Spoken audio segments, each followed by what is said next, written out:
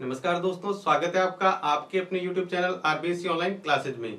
अपन बात कर रहे थे आपके क्लास 10th का साइंस का चैप्टर फर्स्ट के बारे में, जिसमें अपने पहला भाग कर लिया था। आज अपन इसका करेंगे दूसरा भाग। अगर आपने पहला भाग नहीं देखा है तो वो जरूर देखिएगा, क्योंकि उसी से रिलेटेड ये दूसरा भाग है। अगर आपको पहले वाला भाग अच्छे से समझ में आ जाएगा तो ये भाग आपको बिल्कुल आसानी से आगे समझ में आता रहेगा, और आगे का जो चैप्टर है वो भी आपको आसानी से समझ में आता रहेगा। देखो, पिछले क्लास तक अपने बात किया था रासायनिक समीकरण को संतुलित करना।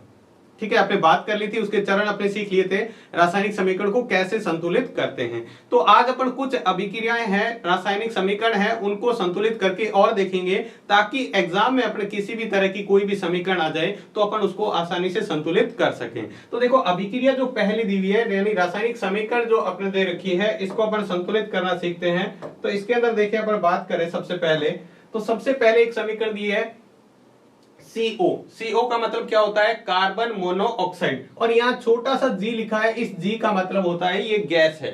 आपने लास्ट में जब अभिक्रिया संतुलित जो अभिक्रिया लिखने के जो चरण लिखे थे, जिसमें हमने लास्ट पॉइंट लिखा था कि अभिक्रिया के जो तत्व हैं, अभिक्रिया के अंदर जो अभिकारक हैं और उत्पाद हैं, यानी जो जो पदार्थ है अभिक्रिया के अंदर, उसकी अवस्था को भी लिखना। तो यहाँ पर ये देखो, ये भी गैस है और ये भी गैस है, और ये यहाँ पर L का मतलब लिक्विड यानी द्रव है। ठीक है, तो इस तरह से अपन अभिक्रिया दी हुई है। यहां पर अपन छोटी सी टेबल बना के अपन सीखेंगे यहां पर, और इसको बाद में संतुलित करेंगे। तो टेबल के लिए अपन यहां पर देख सकते हैं, देखो जैसे मैंने यहां लिखा, टेबल इस तरह से बनाते हैं।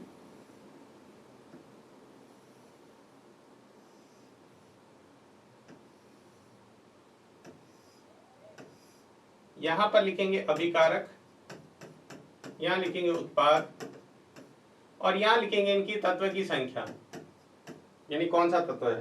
तो देखो, आपने ये बताया कार्बन है, ऑक्सीजन है और हाइड्रोजन है, ये तीन तत्व हैं। इनकी संख्या देखो कितनी कितनी है, वो भी अपन देख लेते हैं। तो सबसे पहले अपन अभिकारक के अंदर देखेंगे कार्बन की। यहाँ कार्बन कितना है? 1 है, इसके अलावा कोई कार्बन नहीं है। तो यहाँ पर अपन क्या लिख देंगे? 1, यानी 1 कार्बन है। ठीक है, और उत्पाद के अंदर, यानी ये अभिकारक होते हैं, इससे तीर के निशान से इधर क्या है? ये उत्पाद है। यहाँ पर कार्बन कितना है? यहाँ भी 1 ही है, तो यानी कार्बन तो बराबर है। दूसरी बात करें ऑक्सीजन की, ऑक्सीजन यहाँ पर 1 है, इसके अलावा यहाँ पर अभिकारक, यानी तीर के निशान के इधर अभिकारक होते हैं, ऑक्सीजन भी क्या है? 1 है, और यहाँ भी कितना है? यहाँ ऑक्सीजन देखो 1 ही है। अब बात करें हाइड्रोजन की, तो हाइड्रोजन यहाँ पर कितने हैं? 2। हाइड्रोजन यहाँ कितने हैं? 2, लेकिन यहाँ पर कितने हैं? देखो 3 ये रहे हाइड्रोजन, 3 + 1 कितने हो गए? 4। ये रहे देखो 3, हाइड्रोजन को 3 लिखा हुआ है ना, ये हाइड्रोजन 3 हो गए और ये 1, तो हाइड्रोजन यहां पर है 4। तो इसको संतुलित कैसे करेंगे? देखो यहां पर अपने बात करें तो सबसे पहले क्या है? ऑक्सीजन संतुलित है। ऑक्सीजन क्या है? संतुलित है। यहां पर कार्बन संतुलित है, ऑक्सीजन संतुलित है, लेकिन हाइड्रोजन संतुलित नहीं है। तो हाइड्रोजन संतुलित करने के लिए देखो किस तरह से लिखेंगे। तो अपने को क्या करना पड़ेगा? हाइड्रोजन अभिकारक के अंदर, देखो इसको अभिकारक के अंदर अपने को क्या करना पड़ेगा? 2 से गुणा करना पड़ेगा। ऐसा नहीं है यहाँ 2 की जगह 4 कर देंगे, आपको बताया था, इसको बॉक्स के अंदर बंद कर दिया, तो इसके अंदर तो चेंज करना नहीं है, तो सिर्फ क्या करेंगे? इसके आगे 2 लगा देंगे। तो अभिक्रिया को दोबारा से लिखना चाहें तो इस तरह से लिखेंगे, ये गैस है, प्लस यहां पर लगा देंगे 2H2, ये भी क्या है? गैस है, और फिर यहां पर इस तरह से तीर का निशान लगा के, और CH3 और OH, और ये क्या है? द्रव है, लिक्विड है। तो देखो सिर्फ अपने यहाँ पर क्या कर लगाया? 2 लगाया, और अभिक्रिया क्या होगी? संतुलित हो गई। तो 2 लगाने से अपने क्या किया? यहाँ पर इसके 2 की गुणा कर दी, तो अब देखो सारे बराबर हैं या नहीं है? अब सारे के सारे तत्व क्या हैं? अभिकारक और उत्पाद में तत्वों की संख्या, तत्वों के परमाणु की संख्या क्या है? बराबर है। तो ये अभिक्रिया क्या होगी? संतुलित होगी। दूसरी अभिक्रिया देखते हैं, इसी तरह इसमें भी देख लेते हैं। तो देखो इसको संतुलित किस तरह से करेंगे? तो इसको संतुलित करने के लिए सबसे पहले उसी तरह एक टेबल बना लेते हैं। ये हमने एक टेबल बना लिया, ठीक है। इसके अंदर अपन लिख देते हैं तत्व, अभिकारक और उत्पाद। यहां पर आ जाएगा तत्व कौन सा है? यहां पर आ जाएगा अभिकारक, और यहां पर क्या आ जाएगा? उत्पाद। इनकी संख्या लिख दें। तो देखो सबसे पहले तो है Fe यानी फेरस, उसके बाद एक सल्फर भी है, S का मतलब सल्फर या गंधक, दूसरा है O यानी ऑक्सीजन। लिख लेते हैं इनके परमाणु की संख्या। अभिकारक में फेरस यहाँ पर कितना है? 1 है, ठीक है, और इधर कितने हैं? 2 हैं। यहाँ पर फेरस कितने हैं? 2 हैं। देखो अभिकारक के अंदर तो एक ही है, लेकिन यहाँ पर कितने हैं? 2 हैं, इसके अलावा नहीं है। उसके बाद में देखो सल्फर, सल्फर यहाँ पर कितना है? 1 है। यहाँ पर कितना है? एक ये रहा और एक ये रहा। देखो एक तो ये सल्फर है और एक ये सल्फर है, तो दोनों कितने हो गए? 1 और 1, 2 सल्फर है। अभिकारक के अंदर तो एक ही है, लेकिन उत्पाद के अंदर कितने हैं? 2 हैं। बाद में बात करें ऑक्सीजन की, तो ऑक्सीजन में देखो यहाँ पर ऑक्सीजन कितने हैं? 4 से गुणा किया हुआ है तो ऑक्सीजन हो गए 4। यहाँ कितने हैं? 3 ये रहे ऑक्सीजन, प्लस 2 ये रहे, प्लस ये 3 फिर से, कितने हो गए? 3 और 2 5 और 3 8। देखो ये ऑक्सीजन कितने हैं? 3, यहाँ पर कितने हैं? 2 और यहाँ पर 3, तो कुल कितने हो गए? 8। यहाँ पर 4 है, यहाँ पर कितने ऑक्सीजन? 8। तो देखो कोई भी संतुलित नहीं है, तो संतुलित अपने को अभिकारक की तरफ संख्या बढ़ानी, क्योंकि ये तो पहले से ही ज्यादा है, तो इसकी तरफ संख्या बढ़ा के देखते हैं। तो देखो यहाँ पर ऐसे नहीं है कि फेरस को 2 कर दे सल्फर को, क्योंकि इसको तो अपने क्या कर देना है? बॉक्स के अंदर बंद कर लेना है। बंद करने के बाद इस बॉक्स के अंदर कुछ भी चेंज नहीं करते हैं। अगर अंदर आपने चेंज कर दिया तो आपकी समीकरण ही गलत होगी फिर। ठीक है, तो क्या करेंगे इसको संतुलित करने के लिए? एक बार के लिए अपन क्या करते हैं? यहां 2 लगा देते हैं। क्या करते हैं? यहां 2 लगा देते हैं। यहां 2 लगाने से फेरस भी कितने हो गए? 2 हो गए, मतलब इन सबके साथ 2 की गुणा। सल्फर भी कितने हो गए? 2 हो गए। अगर यहां पर 2 लगा देते हैं तो फेरस देखो अब कितने हो गए? 2 हो गए। फेरस कितने हो गए? 2। सल्फर भी कितने हो गए? 2, क्योंकि 2 की इससे गुणा होगी। ऑक्सीजन कितने हो गए? 2 को 4 से गुणा करेंगे तो 8। तो देखो संतुलित हो रहा है या नहीं हो रहा है? हो रहा है। तो अपन इसको इस तरह से लिख देते हैं, यानी अपन इस समीकरण को इस तरह से लिख सकते हैं। कैसे लिखेंगे? देखो पहले सबसे पहले 2 लगा देंगे, FeSO4। और ये S क्यों लिखा? क्योंकि ये क्या है? सॉलिड है, ठोस है। अब इधर क्या आ जाएगा? इधर कुछ भी चेंज नहीं करना, सेम का सेम लिखना है। ये भी ठोस है, SO2 ये गैस है, और ये भी क्या है? SO3 ये भी क्या है? गैस है। सॉरी, क्या है? गैस है। अब देखो यहां पे इसका नाम क्या है? Ferrous sulphate. नाम लिखना चाहे तो ये फेरस सल्फेट है। ये क्या है? Ferrous oxide. ये क्या है? Ferrous oxide. ये क्या है? Sulphur dioxide. 2 आता है तब सल्फर डाई, और 3 आता है sulphur try oxide, sulphur try oxide. तो ये भी अभिक्रिया क्या होगी? संतुलित होगी। इसी तरह अपन इसको संतुलित करते हैं। तो देखो अपन क्या करेंगे? पहले इसकी टेबल बनाएंगे। देखो इसको सीधा संतुलित करते हैं, और थोड़ा सा आप ध्यान देंगे तो जल्दी जल्दी में अपने, अभी तक टाइम ज्यादा लग रहा था लेकिन इसको बहुत जल्दी से कर देंगे। तो यहां पर देखो अपने क्या करना है? ये है तत्व, ये है अभिकारक, और ये है उत्पाद। तो जल्दी से देखो, पीबी यानी होता है लेड। लेड, लेड के देखो, और उसके बाद है ऑक्सीजन, और उसके बाद है कार्बन। ये 3 ही तत्व हैं। देखो जरूरी नहीं है 3 तत्व, ज्यादा भी हो सकते हैं, कम भी हो सकते हैं। ठीक है, तो पीबी के यहाँ लेड के कितने अणु हैं? यहाँ पर कितने परमाणु हैं? 1 अभिकारक के अंदर। उत्पाद के अंदर भी कितना है? 1 है। दूसरा देखो ऑक्सीजन, ऑक्सीजन यहाँ पर कितना है? 1, और यहाँ पर कितने ऑक्सीजन? 2। और तीसरा है कार्बन, कार्बन का कितना है? 1 परमाणु है उधर, और उधर कितना है? 1। कार्बन यहाँ पर देखो 1 है, और यहाँ पर भी क्या है? 1 है। तो इसको संतुलित कैसे करेंगे? सिर्फ क्या करना है अपने को? ऑक्सीजन की तरफ गुणा करके देखते हैं। एक बार मान लिया यहाँ पर ऑक्सीजन की अपन 2 से गुणा कर देते हैं, एक बार अपन करके देखते हैं 2 से गुणा, तो क्या ये संतुलित हो जाएगा?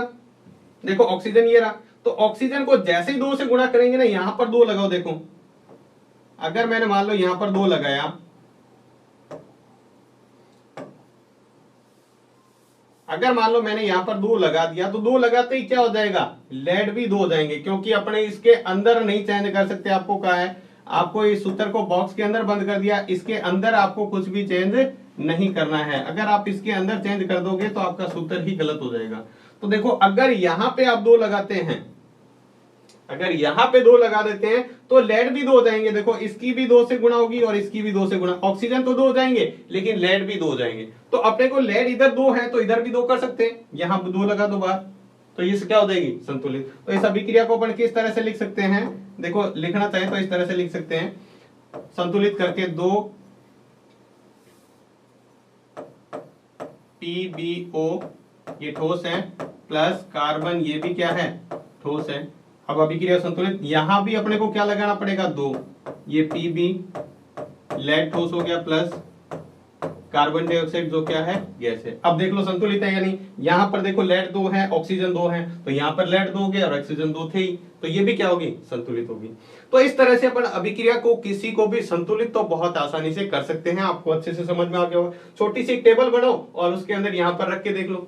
कई बार दो जैसे यहाँ पर भी 2 लगाना पड़ा, यहाँ पर भी अभिकारक में भी चेंज करना पड़ सकता है, उत्पाद में भी अपने को क्या करना पड़ सकता है, कोई संख्या का गुणा करके और तत्वों की संख्या, परमाणुओं की संख्या बराबर करनी पड़ सकती है। तो इस तरह से आप कोई भी अभिक्रिया को संतुलित कर सकते हैं। अब आपको बहुत सारी अभिक्रिया आपके बुक में दे रखी है, आपको क्या करना है, उसको आप खुद संतुलित करके देखना है, ताकि आप सारी सभी अभिक्रिया आसानी से संतुलित कर सको। इसके बाद में अपन नेक्स्ट आगे देखते हैं। उसके बाद है रासायनिक अभिक्रियाओं के प्रकार। रासायनिक अभिक्रियाओं के प्रकार, कितने प्रकार आपने देखा था। रासायनिक अभिक्रिया किसे कहते हैं पिछले भाग में, अगर आपने नहीं देखा है तो वो जरूर देखिएगा। रासायनिक अभिक्रिया किसे कहते हैं, जब किसी भी पदार्थ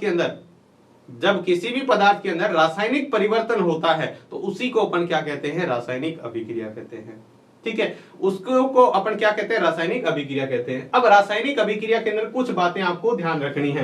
देखो रासायनिक अभिक्रिया के अंदर क्या बातें आपको ध्यान रखनी है। सबसे पहली बात तो क्या है, कभी भी रासायनिक अभिक्रिया में कोई भी परमाणु क्या होता है, दूसरे परमाणु में नहीं बदलता है। क्या होता है, परमाणु, किसी भी तत्व का परमाणु दूसरे परमाणु में नहीं बदलता है,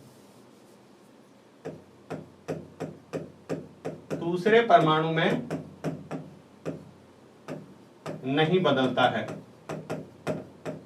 ये अच्छी तरह आप पॉइंट ध्यान रखें। कभी भी क्या है, एक परमाणु, एक तत्व का परमाणु कभी भी दूसरे तत्व के परमाणु में नहीं बदलता है रासायनिक अभिक्रिया में। ठीक है, और दूसरी बात क्या करनी है, ना तो किसी अभिक्रिया में क्या होता है, परमाणु नष्ट होता है और ना ही दूसरा क्या है, नया परमाणु बनता है। सिर्फ जो पहले से परमाणु है उसी में ही चेंजेस होते हैं।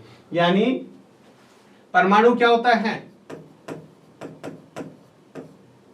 नष्ट भी नहीं होता और वह नया भी क्या है, नहीं बनता है। ना तो नष्ट होता है और ना ही नया बनता है। तो क्या होता है, जो पहले से बने हुए परमाणु हैं, जो पहले से उसके अंदर पदार्थ हैं, जिसके अणु हैं, उन्हीं में ही आपस में बंध टूट जाते हैं और नए बंध बन जाते हैं, जिससे पदार्थ नया बन जाता है। तो देखो यहां पर क्या लिखा हुआ है, किसी भी रासायनिक अभिक्रिया में परमाणुओं के आपसी आबंध, आबंध यानी वो आपस में जिससे जुड़े हुए थे, जैसे अपन लिखते हैं ना, जैसे सूत्र लिखा NaCl, तो यहां Na और Cl एक बंध से जुड़े होते हैं। ऐसे तो रहेंगे नहीं, ये दोनों अणु अलग अलग हो जाएंगे। तो इसको जोड़ने के लिए जो आपस में ये जो बंध बना हुआ है, इसको कहते हैं आबंध। ठीक है, इसको जोड़ के रखने के लिए ये आबंध जो होते हैं वो टूटते हैं, वह जुड़ते हैं। आपस में जो बने हुए हैं पहले से वो टूट जाते हैं और नए बन जाते हैं, जिससे क्या हो जाता है, नए पदार्थ का निर्माण हो जाता है। जिससे क्या हो जाता है, नए पदार्थ का निर्माण हो जाता है। ठीक है, तो आपने क्या देखा यहाँ पर, रासायनिक समीकरण के प्रकार से पहले आपको कुछ चीजें ध्यान रखनी है कि कभी भी ऐसे रासायनिक अभिक्रिया में नहीं होता है कि रासायनिक अभिक्रिया में किसी भी तत्व के परमाणु दूसरे तत्व के परमाणु में बदल जाए, ऐसा कभी भी पॉसिबल नहीं है। ऐसा नहीं है कि अपन रासायनिक अभिक्रिया किसके बीच में करवा रहे हैं, जैसे मान लो सोडियम और क्लोरीन के बीच में करवा रहे हैं। उदाहरण के लिए यहाँ लिखा सोडियम और क्लोरीन के बीच में अभिक्रिया करवा रहे हैं, तो ऐसा नहीं है कि ये क्लोरीन किसी दूसरे तत्व में ऑक्सीजन में बदल जाए, ऐसा कभी भी पॉसिबल नहीं है। या फिर सोडियम किस में बदल जाए, पोटेशियम में, ऐसा कभी पॉसिबल ही नहीं है। तो ये चीजें आपको समझ में आ गई। दूसरा क्या है, किसी भी रासायनिक अभिक्रिया में ऐसा नहीं है कि परमाणु खत्म ही हो जाए या फिर कोई नया परमाणु बन जाए, ऐसा भी पॉसिबल नहीं है। तो क्या होता है, जो रासायनिक अभिक्रिया में पहले से बने हुए आबंध हैं वो टूट जाते हैं और नए आबंध बन जाते हैं। ठीक है, अब देखते हैं रासायनिक अभिक्रिया को कितने प्रकार से बांटा गया है। तो रासायनिक अभिक्रिया मुख्य प्रकार से 5 प्रकार की है। कौन कौन सी, सबसे पहले है संयोजन या योगात्मक अभिक्रिया, जिसको कहते हैं। बहुत ही आसानी से, बहुत ही आसान से तरीके से इनकी परिभाषाएं अपन याद करेंगे, जिनको आप बहुत ही अच्छी तरीके से याद भी रख पाएंगे लंबे समय तक और इसको आसानी से सीख पाएंगे। तो बिल्कुल आसान से तरीके से। तो पहले देख लेते हैं प्रकार है कौन कौन से। तो सबसे पहले है योगात्मक या संयोजन अभिक्रिया। दोनों ही नाम है इसके, परीक्षा में दोनों में से कोई भी नाम आपसे पूछा जा सकता है, संयोजन कह दो या योगात्मक कह दो। दूसरा है वियोजन या अपघटन अभिक्रिया। कौन सा है, वियोजन या अपघटन अभिक्रिया, दोनों में से कोई से नाम पूछा जा सकता है।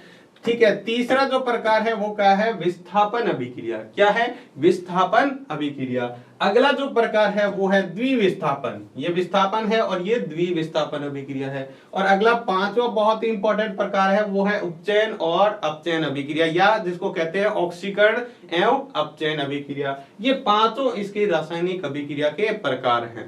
क्या है, रासायनिक अभिक्रिया के प्रकार हैं। अब अपन इसको एक एक को डिस्कस करेंगे बहुत ही अच्छी तरीके से, बहुत ही आसान से तरीके से, जिससे आपको क्या है हमेशा के लिए याद हो जाएंगे। तो सबसे पहला प्रकार कौन सा है, संयोजन या योगात्मक अभिक्रिया। इसको पढ़ते हैं। तो देखो, संयोजन या योगात्मक अभिक्रिया किसे कहते हैं। तो देखो, ऐसी अभिक्रिया, नाम से क्या पता चल रहा है, संयोजन या योगात्मक। संयोजन का मतलब क्या होता है, क्या होता है संयोजन, यानी संयोग करना, जोड़ना। और योगात्मक मतलब योग करना। योग का मतलब भी क्या करते हैं, जोड़ते हैं। तो देखो, सिंपल सी परिभाषा बन जाएगी, ऐसी अभिक्रिया जिसमें दो या दो से अधिक अभिकारक मिलकर केवल एक उत्पाद बनाते हैं। अभिकारक तो बहुत सारा हो सकते हैं, जैसे मान लो एक अभिकारक ये हो गया और दूसरा अभिकारक ये हो गया, इसने मिलकर एक पदार्थ बना दिया AB। तो ये क्या है, एक ही। देखो यहां पर अभिकारक कितने हैं, एक और दो अभिकारक हैं, दो से ज्यादा भी हो सकते हैं, लेकिन जो उत्पाद बनेगा वो हमेशा कितना होगा, एक ही होगा। ठीक है, तो इसको अपन क्या कहते हैं, संयोजन अभिक्रिया। तो देखो परिभाषा क्या है, ऐसी अभिक्रिया जिसमें दो या दो से अधिक अभिकारक मिलकर एक उत्पाद बनाते हैं उसे संयोजन या योगात्मक अभिक्रिया कहते हैं। समझ में आ गया आपको।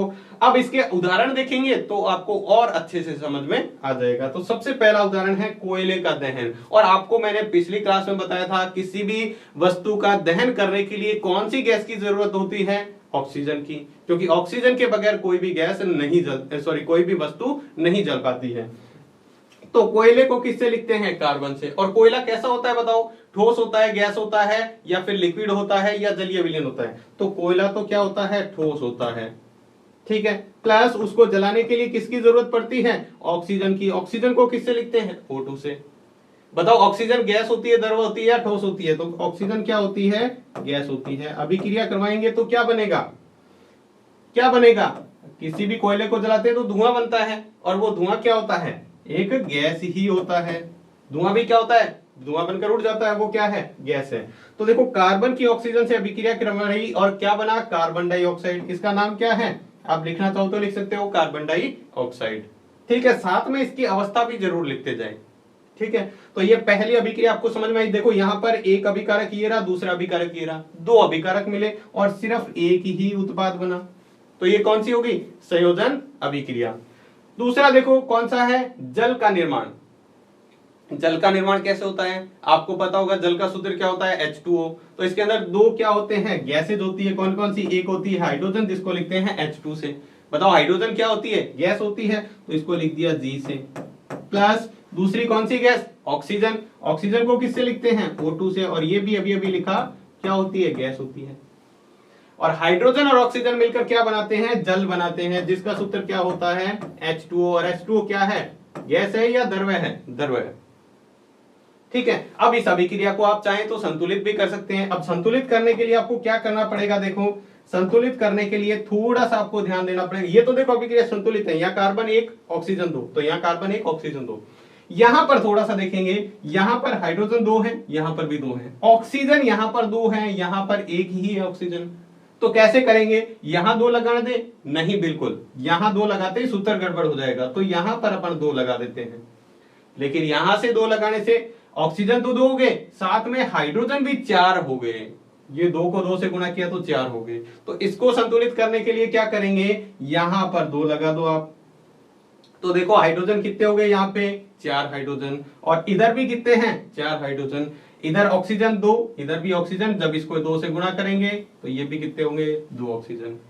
ठीक है, तो ये दूसरी अभिक्रिया आपको समझ में आ गई। देखो इसमें भी दो अभिकारक हैं, उत्पाद कितना है, एक है। तो ऐसी अभिक्रिया को क्या कहते हैं, संयोजन या योगात्मक अभिक्रिया। अगला है गंधक का दहन। गंधक क्या होता है, सल्फर को ही कहते हैं गंधक। सल्फर को हिंदी में क्या कहते हैं, गंधक, जिसका सूत्र क्या होता है, S। ठीक है, और आप देखते हैं कि S यानी ये कौन सी अवस्था है, सल्फर कौन सी अवस्था में होता है, सल्फर होता है ठोस। ठोस को किससे लिखते हैं, सॉलिड, S से। प्लस किसी भी, देखो दहन, दहन का मतलब जलाना है, और जलाने के लिए ऑक्सीजन की जरूरत पड़ती है, और ऑक्सीजन क्या होती है, गैस होती है। और क्या बनेगा, एक गैस बनेगी सल्फर डाइऑक्साइड। कौन सी गैस बनेगी, सल्फर डाइऑक्साइड। तो ये हो गया सल्फर डाइऑक्साइड गैस बन गई। तो देखो ये ठोस था, ये गैस थी, और ये गैस बन गई, तो इसका नाम होता है सल्फर डाइऑक्साइड। तो ये सिंपल सी अभिक्रिया गंधक का दहन हो गया। ठीक है, ये भी दो अभिकारक मिलकर एक उत्पाद बना रहे हैं, तो ये कौन सी होगी, संयोजन या योगात्मक अभिक्रिया। अगली अभिक्रिया देखते हैं, बहुत महत्वपूर्ण है, इसको थोड़ा सा आप ध्यान से देखिएगा। देखो अगली अभिक्रिया क्या लिखा हुआ है, ये लिखा हुआ है कैल्शियम हाइड्रोक्साइड का निर्माण। अब आपने स्टार्ट जो अपने चैप्टर स्टार्ट किया था, इससे पहले कुछ बेसिक आपको समझाया गया था, वहां से आपको पता चलेगा कि कैल्शियम हाइड्रोक्साइड का सूत्र क्या होता है। अगर आपने वो नहीं देखा है तो वो जरूर देखिए, ताकि आपकी ये सूत्र और नाम बनाने आप आसानी से सीख पाए। तो देखो यहां पर बात करें तो कैल्शियम का सूत्र क्या होता है, कैल्शियम हाइड्रोक्साइड सूत्र होता है Ca, और हाइड्रोक्साइड क्या होता है OH, और यहां पर लगेगा 2। ये किसका सूत्र हुआ, कैल्शियम हाइड्रोक्साइड का। क्यों हुआ वो आप उस वीडियो में देख सकते हैं। अब देखो यहां पर आपको क्या है, कैल्शियम हाइड्रोक्साइड का निर्माण करना है। ये तो कैल्शियम हाइड्रोक्साइड बना हुआ है, लेकिन ये कैसे बना, ये कैल्शियम हाइड्रोक्साइड का भी सूत्र लिखा है, लेकिन ये बना कैसे। तो इसको समझने के लिए देखो यहां पर किस किस में अभिक्रिया होती है। तो देखो एक होता है CaO, ये होता है कैल्शियम ऑक्साइड। ये क्या है, कैल्शियम ऑक्साइड, जो क्या होता है, ठोस होता है, जिसको अपन आम भाषा में बिना बुझा हुआ चूना भी कहते हैं। क्या कहते हैं, बिना बुझा हुआ चूना। आपने देखा होगा मकान का निर्माण करते हैं तब बिना बुझा हुआ चूना लाया जाता है, और उसमें जैसे ही पानी मिलाते हैं तो वो कितना गर्म हो जाता है, यानी बाद में वो बुझ जाता है। तो अगर बिना बुझे हुए चूने में अगर अपन पानी मिला देंगे, पानी क्या होता है बताओ, कौन सी अवस्था में होता है, द्रव अवस्था में। तो बताओ क्या बनेगा, यहां से ये क्या है, कैल्शियम ऑक्साइड। इसका रासायनिक नाम तो कैल्शियम ऑक्साइड है, लेकिन आम भाषा में इसको बिना बुझा हुआ चूना कह देते हैं। ये क्या है, ये है जल। अगर इसको मिला देते हैं तो अपने क्या बन जाएगा, ये बन जाएगा ये कैल्शियम हाइड्रोक्साइड। जिसका निर्माण करना था वो देखो यहां पर निर्माण हो चुका है, कैल्शियम हाइड्रोक्साइड। इसको कैल्शियम हाइड्रोक्साइड इसका रासायनिक नाम है, लेकिन आम भाषा में इसको क्या कहते हैं, बुझा हुआ चूना। जब इसमें पानी डाल दिया तो ये चूना बुझ गया और बुझा हुआ चूना बन गया। ठीक है, इसके ऊपर बहुत ही अच्छा क्वेश्चन है जो अपन बाद में बात करेंगे आगे इस चैप्टर में। अब यहां पर देखो ये कैल्शियम ऑक्साइड की अभिक्रिया जल से करवाने पर कैल्शियम हाइड्रोक्साइड बन गया, जो बनाना था वो बन गया। लेकिन देखते हैं क्या ये अभिक्रिया संतुलित है, तो देखते हैं। यहां पर कैल्शियम कितने हैं, 1, और यहां पर भी 1। हाइड्रोजन 2, तो यहां पर हाइड्रोजन 2। ऑक्सीजन देखो यहां पर कितना है, ऑक्सीजन इधर 1 ही है, यहां पर 1, यहां पर 1, तो कितने हो गए, ऑक्सीजन 2। और यहां पर भी देखो ब्रैकेट के बाहर 2 लगा दिया, मतलब ऑक्सीजन भी 2 हैं और हाइड्रोजन भी 2 हैं। तो ये अभिक्रिया पहले से ही संतुलित है, इसको कोई चेंज नहीं करना है। तो उम्मीद है आपको ये समझ में आ गया होगा कि संयोजन अभिक्रिया किसे कहते हैं। तो सिंपल सी परिभाषा क्या है, ऐसी अभिक्रिया जिसमें 2 या 2 से अधिक अभिकारक मिलकर एक उत्पाद बनाते हैं, उसको अपन क्या कहते हैं, संयोजन अभिक्रिया कहते हैं, या फिर योगात्मक अभिक्रिया भी कह सकते हैं। तो ये था इसके बारे में, 4 अपने उदाहरण किए तो आपको आसानी से समझ में आ गया। सभी में देखो अभिकारक के बाद में मिलने अभिकारक कितने भी हो सकते हैं, 2, 3, 4, 5 कितने भी हो सकते हैं, लेकिन उत्पाद जो बनेगा वो एक ही बनेगा। तो ऐसी अभिक्रिया को संयोजन या योगात्मक अभिक्रिया कहेंगे। तो ये चीजें आपको समझ में आ गई। आप चाहें तो इसका स्क्रीनशॉट ले सकते हैं। हाँ, इसके बाद में अपन दूसरा प्रकार की बात करेंगे। दूसरा क्या है, वियोजन या अपघटन अभिक्रिया। क्या होता है वियोजन या अपघटन का अर्थ, मतलब क्या होता है इसका। तो वियोजन का मतलब क्या होता है, टूटना, और अपघटन का मतलब भी क्या होता है, अलग होना या टूटना। ठीक है, आपको समझ में आया, वियोजन का मतलब क्या होता है, टूटना। तो यहां पर वियोजन अभिक्रिया की परिभाषा क्या हो जाएगी, बिल्कुल संयोजन का उल्टा हो जाएगा। उल्टे का मतलब उसमें क्या था, 2 अभिकारक या 2 से अधिक अभिकारक मिलकर एक उत्पाद बना रहे थे। यहां में क्या होगा, यहां ऐसा होगा कि अभिकारक एक होगा, उत्पाद अधिक होंगे। जैसे उदाहरण के लिए मैंने लिखा कोई उत्पाद है यहां पर A, ठीक है, और ये आपस में क्या हुआ, ये एक सूत्र था जो टूट गया और B और C में बदल गया। तो यहां पर देखो अभिकारक कितना है, एक ही अभिकारक है, और उत्पाद कितने बन गए, 2।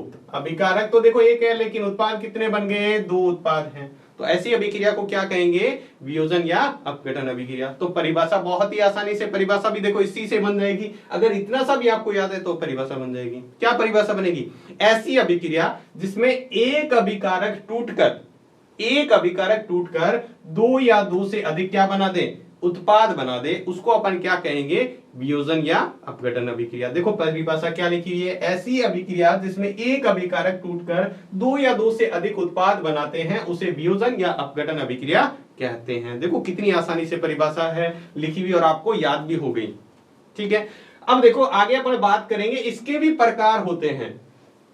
बात सभी में सेम रहेगी कि अभिकारक एक होगा, उत्पाद अधिक बनेंगे, लेकिन इसमें कुछ प्रकार होते हैं। कैसे प्रकार होते हैं, अब यहां पर 3 प्रकार हैं, ऊष्मीय अपघटन, विद्युत अपघटन और प्रकाशीय अपघटन। अब इसकी भी परिभाषा याद करनी पड़ेगी।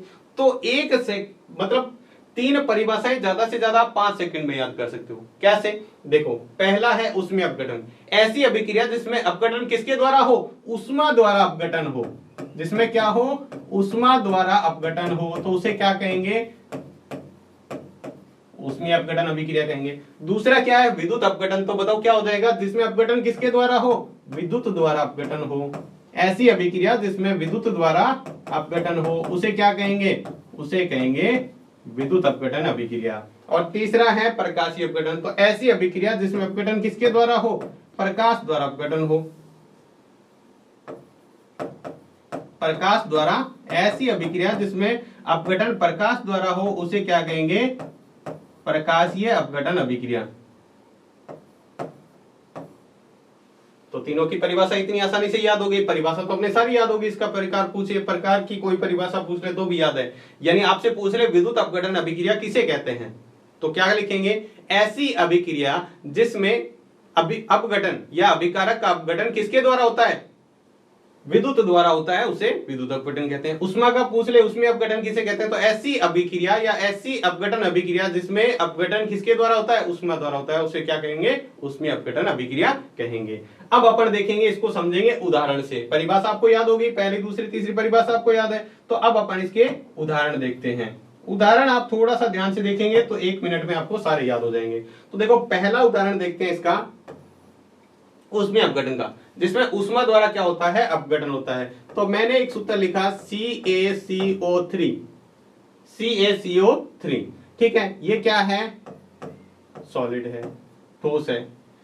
COC3 का अपघटन यानी किसके द्वारा, आपको यहां लिखना पड़ेगा ऊष्मा द्वारा, कि यहां पर ऊष्मा द्वारा इसका अपघटन होगा। जब इसको गर्म करेंगे या ताप देंगे तब इसका अपघटन हो जाएगा, मतलब ये टूट जाएगा।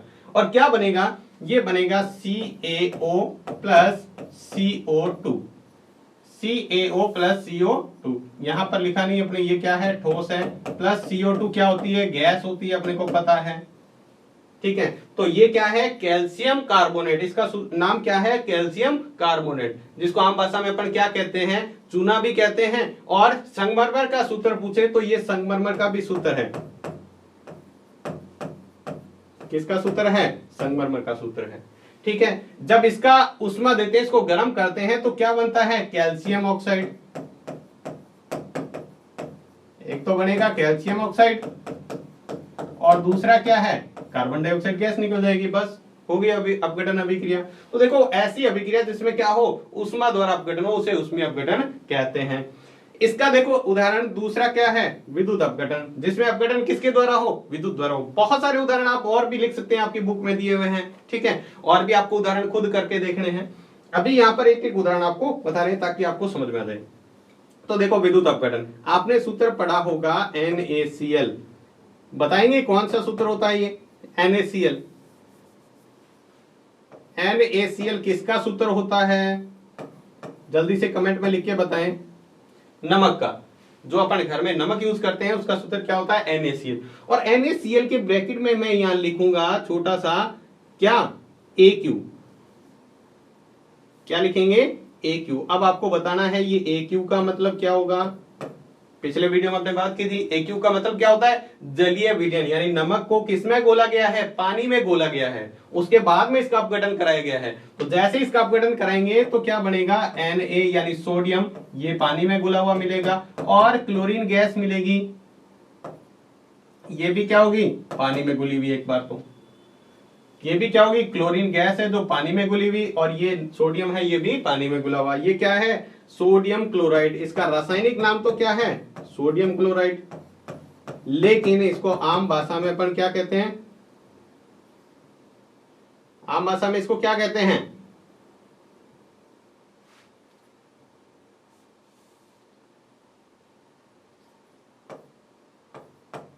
नमक कहते हैं।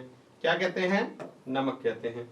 तो सोडियम क्लोराइड को विद्युत द्वारा अपघटन करवाया, इसको विद्युत धारा देंगे तो ये सोडियम और क्लोराइड में बदल जाएगा। अब यहां से देख लेते हैं थोड़ा सा, क्या ये संतुलित अभिक्रिया है?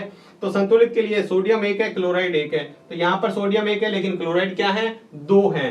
तो इसको अपन क्या करना पड़ेगा? इधर 2 की गुणा यहाँ आगे करेंगे। जैसे ही आगे गुणा करेंगे तो सोडियम भी कितने हो गए? 2। तो यहाँ पर अपन 2 लगा देंगे। तो इसको संतुलित भी आप साथ में करते रहे ताकि आपकी संतुलित वाली भी प्रैक्टिस होती रहे। तीसरा जो प्रकार है वो क्या है? प्रकाशीय अपघटन। क्या है? प्रकाशीय अपघटन। तो इसमें अपघटन किसके द्वारा होता है? प्रकाश द्वारा अपघटन होता है। किसके द्वारा होता है? प्रकाश द्वारा। तो ऐसी आप बहुत सारी अभिक्रिया हैं आप लिख सकते हैं। जैसे यहां पर एक अभिक्रिया की बात करें, बहुत ही महत्वपूर्ण अभिक्रिया है जिसमें अपन बात करें AgBr, जिसका कहते हैं सिल्वर ब्रोमाइड। क्या कहते हैं? Silver bromide. और इसको अभिक्रिया करने के लिए किसकी? सूर्य के प्रकाश की जरूरत पड़ती है।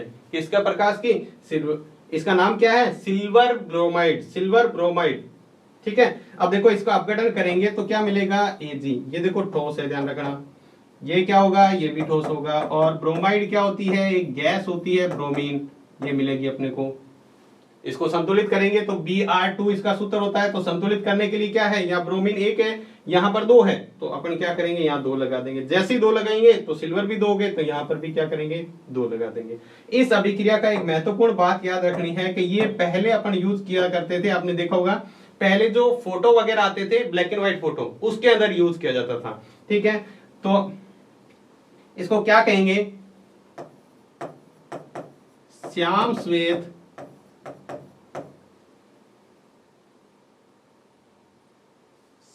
श्वेत फोटोग्राफी में, या सीधा लिख सकते हैं फोटोग्राफी में।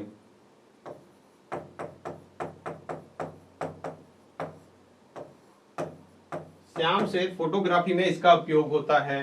तो ये अभिक्रिया कौन सी थी? ये थी प्रकाशीय अपघटन, यानी इस अभिक्रिया को करवाने के लिए प्रकाश की जरूरत पड़ेगी। तो उम्मीद है ये आपको समझ में आ गया होगा वियोजन या अपघटन अभिक्रिया किसे कहते हैं। देखो सब में क्या हो रहा है? यहाँ पर देखो अभिकारक 1 है, उत्पाद 2 बने। यहाँ पर भी अभिकारक 1 है, उत्पाद 2 बने। यहाँ भी अभिकारक 1 है, उत्पाद 2 बने। उत्पाद 2 से ज्यादा भी हो सकते हैं, जरूरी नहीं है 2, लेकिन अभिकारक क्या रहेगा? एक ही अभिकारक रहेगा। तो उसको अपन क्या कहेंगे? वियोजन या अपघटन अभिक्रिया।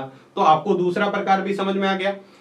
कौन सा? वियोजन या अपघटन अभिक्रिया। देखो अपने कितने प्रकार की बात की थी? अपने कहा था पहला प्रकार हो गया अपना संयोजन, दूसरा हो गया वियोजन। अब बाकी बचे हुए 3 वो करेंगे अपन नेक्स्ट क्लास में। तो आज की क्लास आपको कैसी लगी हमें कमेंट बॉक्स में लिखकर जरूर बताएं। क्या आपको बहुत ही अच्छी तरीके से समझ में आ रहा है या नहीं आ रहा, ये हमें कमेंट में लिखकर जरूर बताएं। अगर आपको क्लास अच्छी लगी है तो लाइक कीजिएगा, और चैनल को अभी तक सब्सक्राइब नहीं किया है तो चैनल को सब्सक्राइब जरूर करें। तो आज के वीडियो में बस इतना ही। धन्यवाद।